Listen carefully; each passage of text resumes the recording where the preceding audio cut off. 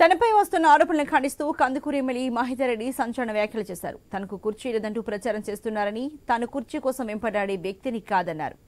AP అభివృద్ధి కోసం కృషి చేస్తున్న జగన్ కు సహాయపడమే తన ఆలోచన అన్నారు.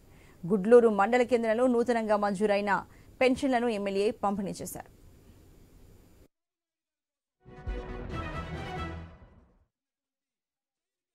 ఎక్కడ చూసినా కూడా గతంలో అయితే మీ అందరికీ తెలుసు, ఎవరి దగ్గర పోయి తిరగాలో, ఒక పెన్షన్ రావాలన్నా, ఒక ప్రభుత్వ పథకం మీకు అందాలన్నా వాళ్ళ చుట్టూ తిరగాల్సింది. ఈరోజు ఎవరి చుట్టూ లేదు.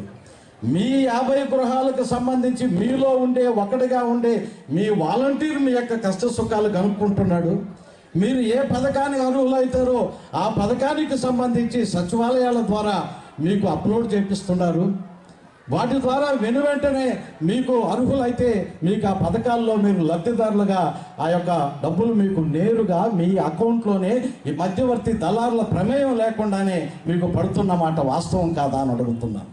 మేము కూడా గ్రామాల్లోకి పోయి అడిగినప్పుడు ఏమ్మా ఎంత వచ్చింది నీకు డబ్బులని మేము అడుగుతూ ఉన్నాం.